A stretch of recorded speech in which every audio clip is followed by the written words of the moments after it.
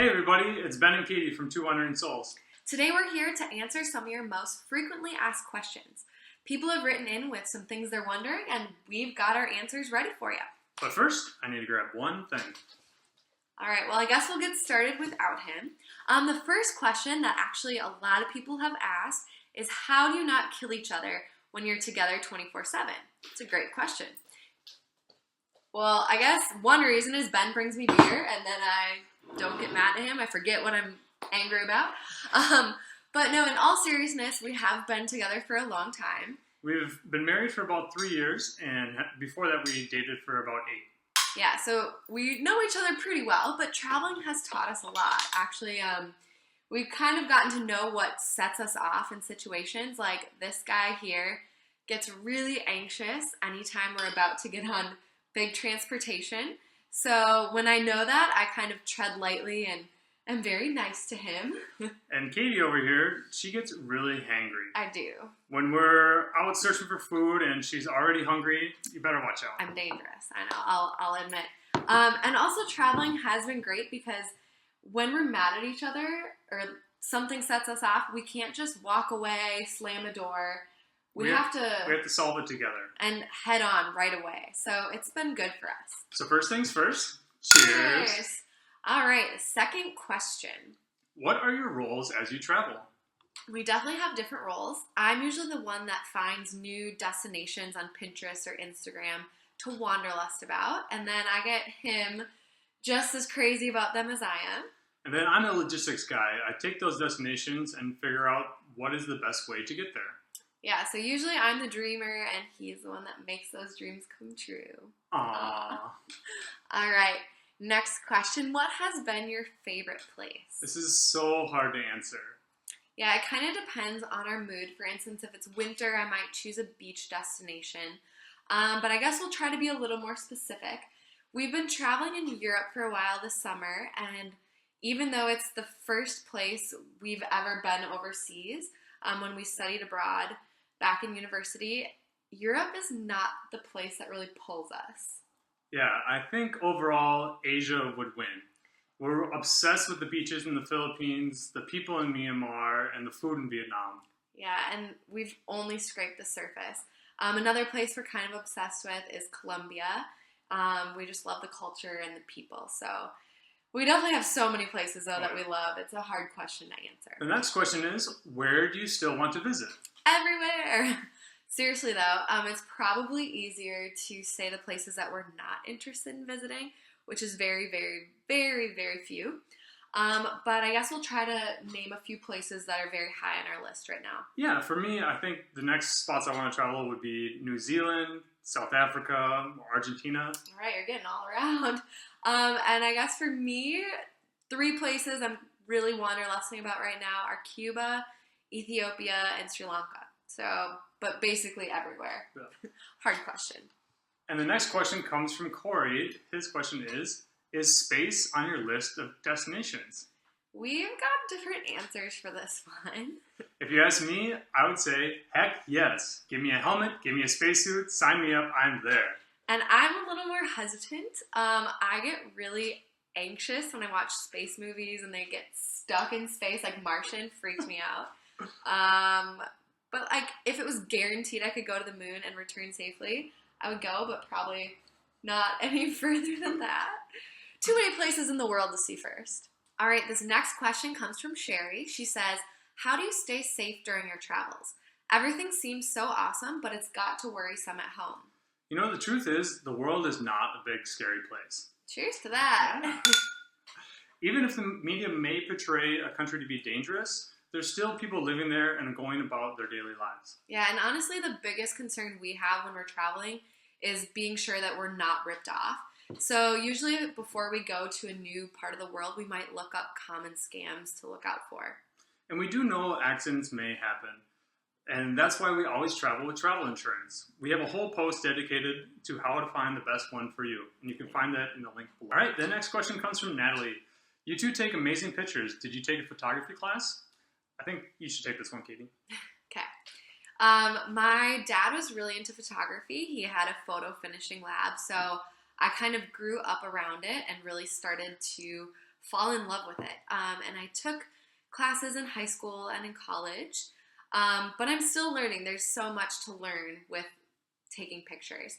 And I'm also teaching Ben, and he's turning out to be quite the photographer. I'm trying, yeah. And on a similar note, the next question comes from Jocelyn. She asks, what do you have for camera gear? Do you carry a DSLR? And do you find it difficult traveling with such a large camera? Which is a great question. Usually I shoot most of my pictures on my Nikon D90. It's about 8 years old now, and it's starting to show, so might have to do a little upgrade there. But yeah, I have an 18 to 200 millimeter lens, which is quite bulky, but I love it, and I feel naked without it. So I've carried that bulky lens up to Everest Base Camp and back. So, I mean, for me, it's worth it. It's not always worth it for everyone, though. And for videos or wide-angle shots, we use a GoPro Hero 3. And that's about 3 years old as well, and so it's getting time for a replacement. Yeah, I think all of our camera gear is, like, ready for an upgrade soon. Next question is, what food do you miss the most? This was a really easy one to answer while we were in Asia. It was always cheese and craft beer. But now that we're in Europe and we've got plenty of craft beer, we've got lots of cheese, our cravings have changed. We really, really miss healthy food. Like, I dream about kale and green smoothies and chia and flaxseed and hemp seeds. And that's like, those are my cravings right now. And we really miss cooking in a nice big kitchen. Yeah, grilling, all that good stuff. So that's kind of what we're missing at the moment. Mm-hmm. All right, this next question is the most common thing we are asked. How do you budget while traveling, and how do you afford to travel? That's a big one. So I think before we answer, we deserve some beer.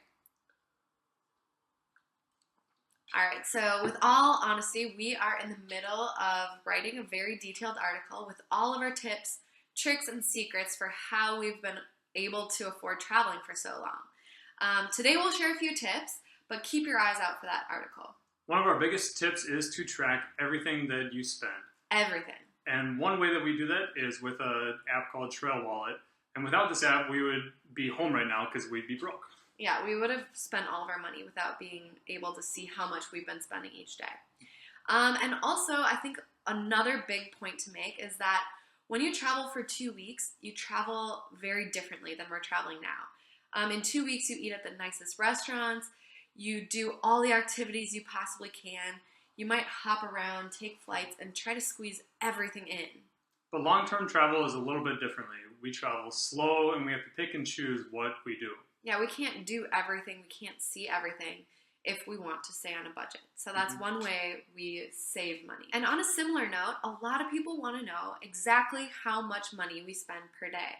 And because we track all of our expenses, we know exactly how much we do spend. Yeah, so I'm going to make a drum roll. So how much money do we spend per day, Ben? We spend about $70 US per day. And that's between two of us, Between so two people. $35 per person per day. And in Europe, it's a little bit more, but when we were in Asia, it was a little bit less. So on average. And to put that in perspective for you, when we were at home living in Minnesota, we paid rent, we had a car, insurance, utilities, bills, groceries, everything, that we spent at home, we spent about $80 per day. So for us, traveling has actually been cheaper. So the next question is, how do you find the hotels you stay at? We have a few booking sites that we swear by. In Asia, there's nothing better than Agoda.com. They have some killer hotels for a steal. The link's below. And we actually use Hostel World to make bookings as well. People might be surprised to know that it's not just dorm rooms. We've found some really great private rooms in hostels that are really inexpensive. And in Europe, we've used Airbnb quite a lot. It's been a little bit cheaper than other places, too. Yeah, and we get the whole apartment to ourselves, full kitchen and everything. All right, next question. Take it away, Ben. What's your favorite thing you carry in your bag? We actually have several posts dedicated to all our very favorite travel items we carry with us. Well, let's just talk about a couple. All right. My favorite thing is our SteriPen. It's a UV light that sterilizes the water that we can drink straight from the tap. We used it every day in Asia, and it was awesome. Yeah, we never got sick. And for me, I'm really obsessed with our Charles Schwab our debit card from Charles Schwab.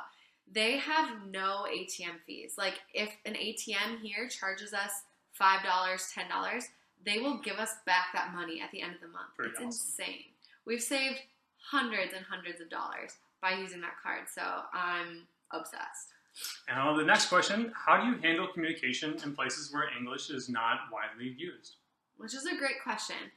Usually in countries where there's a different language used, we try to learn basic words like hello and thank you, which you'd be surprised how far those can get you. We also do a lot of miming or hand signals to help communicate. No ketchup. No ketchup. That is very important for me because I hate ketchup. Or menu. That's a good one as well. Or check. But the trickiest thing is usually ordering off a menu. You might not know what you're getting, which can be part of the adventure. But something that we have really enjoyed using is the Google Translate app. You can actually take a picture of the words on a menu and it will translate it for you. So you know that you don't want the liver, dish, whatever it is. And we use it all the time when we were living in Korea. Our washing machine was all in Korean, so we had no idea how to use it. We used Google Translate, took a picture, and figured it out. And I think the other thing that we've really learned about traveling in countries where English is not widely spoken is not to be scared of it.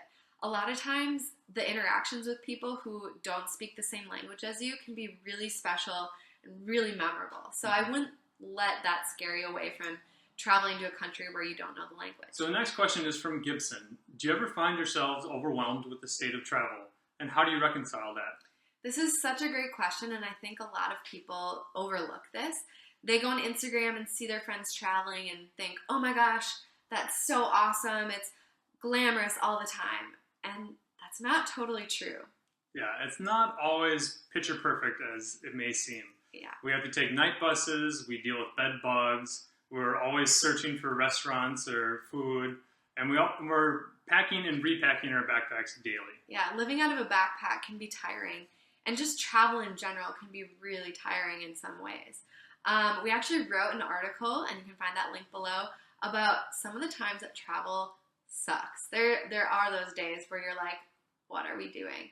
But I think to reconcile that, we travel slowly. We don't hop around as quickly as you might on a 2-week vacation. We're pretty slow travelers. And a lot of times we like to take a vacation from a vacation. Which sounds silly, but like right now we're staying with a friend in London and kind of just doing normal, everyday things like cooking or going to the pub with her friend. All right, this next question is one of my favorites. It's from Gina. Which country has caused you the greatest culture shock? I think we have the same answer for this one. Let's say on the count of 3. 3, 2, 1. India. Yeah, there's no place like it. It was crazy. We had traveled in many places in Asia and Europe and South America before we went to India, but there's no place that shocked us like that country. It was unlike any other place we've seen. The colors, the sights, the smells, good and bad. It's crazy. And there's such a complex culture that's difficult to understand as a visitor. And it's just really taken us a long time to process our experience there. And it was a place that we're both really wanting to go back to. It can be addictive to a lot of people. We know some travelers who only want to go to India and never really leave. And for us, we aren't quite hooked like that yet, but we want to be. We're not finished yet. And we want to go back. Yeah, definitely not finished with it. There's no place like it. Next question is, do you plan on traveling North America as extensively as you traveled Asia and Europe? And our answer to that is absolutely. We have traveled quite a bit in the U.S., but there's still so many places we haven't been to and a lot of places we want to go back to for a second or third time. It's a funny joke among travelers that your home country is the last place you travel. It always seems kind of like it'll just be there. Like it's so accessible, and so oftentimes we save it for last. But it's definitely on our radar. So on that note, what's your next destination? Well, sadly, our round-the-world trip is only about 2 weeks from finishing. So we're in London at the moment. We're going to Amsterdam next, Iceland, and then we'll be home for a very important and special wedding. My sister's getting married in about 3 weeks now, I guess. And so we'll be back for that big day to celebrate with them. And we've got some pretty exciting plans for this winter. So we'll be kind of working those out and sharing those plans with you guys soon. So stay tuned for that. Thanks to everyone who sent in questions. It was really fun getting to read those and answer them. If we did not make it to yours, you can comment below and we'll try to answer them that way. So cheers, and we'll see you next time. Bye-bye. Bye.